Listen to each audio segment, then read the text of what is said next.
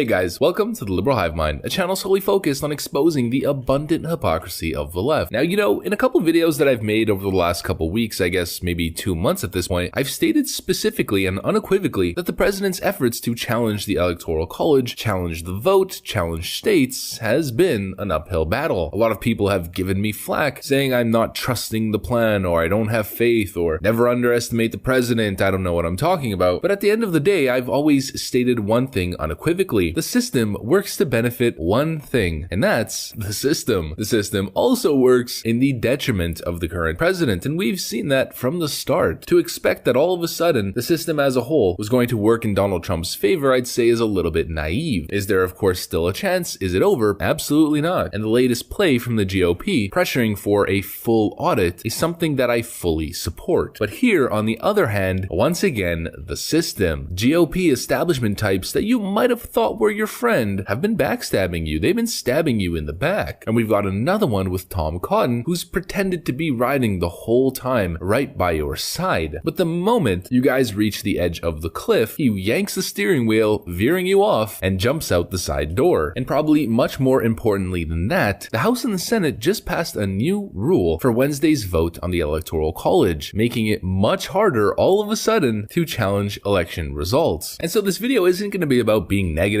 or saying it's over. It's more just being realistic to show you guys exactly what's going on in the fight to stop President Trump and those fighting within the GOP ranks. So we got a lot to cover, but before we get into any of it, please make sure to leave a like, a comment, subscribe, share the video as much as possible. We are still shadow banned by the YouTube algorithm, hidden from non-subscribed viewers. Now with that out of the way, let's roll the tape. Alright, so first we got this piece right here from the Gateway Pundit saying Congress approves rules for Wednesday's vote on Electoral College vote count, claiming majorities in both chambers to uphold a challenge. The Democrats and the Republicans approved rules on Sunday night without recorded votes outlining how they intend to address the massive voter issues in the 2020 election. The House of Representatives and the Senate on Sunday adopted rules that outline how the counting of Electoral College votes will take place on January 6th. The rules were passed without recorded votes. Instead, a voice vote was used in both chambers. The guidance introduced by Senate Majority Leader Mitch McConnell says the chambers will meet in a joint session on January 6th, presided over by Vice President Mike Pence. Pence, as the president of the Senate, will open all the certificates and papers purporting to be certificates of the electoral votes. The rule states a nod to how 7 states sent so-called competing electors or certificates for both Democratic presidential nominee Joe Biden and President Donald Trump to Washington. The certificates and papers will be opened, presented, and acted upon in alphabetical order, starting with Alabama. This is when dozens of Republicans, 50 representatives, and 12 senators, according to an Epoch Times tally, are planning to object some certificates alleging election irregularities, including voter issues and failure to follow state election laws. That will trigger a withdrawal from the joint session and a 2-hour debate followed by votes in each chamber. Only with a majority of vote from both the House and Senate would a challenge be upheld, which even supporters find unlikely, considering Democrats who control the House and Senate Republican leadership, including McConnell, have expressed disapproval with the plan to object. House Speaker Nancy Pelosi, Democrat from California, in a letter to colleagues on Sunday noted that objections can happen, but said, at the end of the day, Biden will officially be declared the next president. And so now with this rule change, both chambers must have a majority to officially contest the results. That makes things a whole lot more complicated. And this is exactly what I mean when I say the system is not made to work for the American people, and the system is also not made to work in the favor of President Donald Trump. What's frustrating, however, is that the key goal for contesting the Electoral College was just transparency. It was about getting to the bottom of issues that voters had, especially voters who feel disenfranchised, and ensuring that there's an audit between January 6th and January 20th. And I think outside of contesting the results, I think that that's quite necessary. The fact that the establishment as a whole, GOP and Democrat, don't feel the same way is a little bit odd, considering they keep talking about upholding democracy. And speaking of the GOP establishment backstabbing you, Tom Cotton, who's definitely someone that, given his history in Washington over the last 4 years, you'd expect him to be right behind the president. Well, turns out, Tom Cotton stands up against Electoral College challengers, would establish unwise precedents, and so he takes the exact same stance as Mitch McConnell. But what I think is an unwise precedent is backstabbing your entire constituency and pretty much ensuring that this guy will never be president. In fact, Tom Cotton might not even be a senator for too long. And that's because senators and congressmen and women who are refusing to push for transparency are going to be facing some serious primary challenges in 2020. It's already starting to happen. Check this out. It's happening. Former Governor Eric Greitens is already being mentioned to take on upon weak GOP Senator Roy Blunt in 2022 Missouri Senate race. And so what the Trump team is saying, and more importantly, the Trump voters, the Republican voters, what they're saying here is represent us and what we want, or we will primary you. And I don't know if Tom Cotton's going to be able to live this one through. You know, Jonathan Turley said it best himself. It's not about some kooky theory or undoing democracy. It's very simply about this. Why on earth would someone oppose reviewing the 2020 election? And that's what this whole thing has been about. You know, Democrats have been going all over the place talking about the president's leaked phone calls with that one little snippet about, quote, finding 11.8 thousand votes, as if the president just wants to cheat the electoral system and just add magic votes to his own count. Of course, omitting the context and of course what he's talking about the entire time. Joy Behar says Trump should be impeached for treason. Kane says Trump is attempting to overthrow the government of the United States. Swalwell on Trump, absolutely joyous that the attention is away from him and China and he can try to spin it on Trump. Swalwell says Raffensperger tape, criminal, repugnant. Another expert chimes in. Alexandria Ocasio-Cortez says Trump's Georgia call is an impeachable offense. But clearly what he was talking about the entire time is trying to pressure Raffensperger to actually look into things and find the votes that he believes were taken away from him. That's the context. That's what he believes. That's what he said throughout the entire phone call. That's what he's been saying on his Twitter for months now. And so to act as if it's some surprise that he believes that there's missing votes in his column in the state is a complete joke. It's no surprise to anyone. But don't worry, like the Democrats keep saying, there was a signature match verification in the state of Georgia, 15,000 votes in Cobb County. Cobb County. A very small sample size of a county that's not Fulton. Anyone calling that a true audit is frankly just a clown. And so I really don't find it surprising whatsoever that so many GOP representatives and GOP senators are getting on the bandwagon. We just covered the other day that Kevin McCarthy announced that he's on the train to object the results as well. We've got Elise Stefanik now who's going to object to certifying Electoral College results on Wednesday. We've got Perdue from Georgia. You never know, this could be just a ploy, considering he's in a very tightly contested race right now in the Georgia runoffs, but he said, I'm encouraging my colleagues to object the Electoral College certification. So we'll have to see exactly how that one plays out as well. And once again, talking about liberal hypocrisy, they continue to grandstand. Rob Reiner,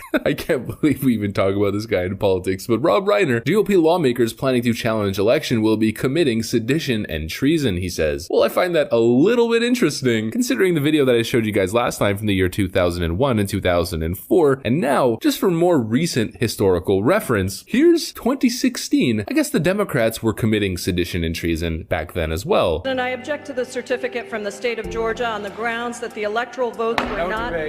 No debate. President, I object to the 15 votes from the state of North Carolina because of the massive voter suppression and the closing of voting. Mr. President, I object to the votes from South Carolina because of the Russian intrusion. I object because people are horrified by the overwhelming evidence of Russian interference in our elections. I object to a certificate from the state of North Carolina based on violations of the Voting Rights Act and confirmed acting by the... I object to the certificate from the state of Alabama on the grounds that the confirmed and illegal activities engaged by the government of Russia designed to interfere with our election and the widespread violations of the Voting Rights Act that unlawfully suppressed thousands of votes in the state of Alabama. I have an objection because 10 of the 29 electoral votes cast by Florida were cast by electors not lawfully certified because they violated Florida's prohibition against dual office holders. I wish to ask, is there one United States senator who will join me? Democrats being absolute hypocrites? Surprise, surprise, surprise to no one. But that's what I got for you guys on this one. Hopefully you enjoyed it. If you did, please make sure to leave a like, comment, subscribe, share the video as much as possible. We are still shadow banned by the YouTube algorithm, hidden from non-subscribed viewers. So make sure you're subbed, share the video as much as possible. Now, I gotta get back to work, of course. There's a whole lot of hypocrisy that must be exposed on a daily basis. So I'm gonna get to that. I wanna thank you guys for watching, and I'll see you on the next one.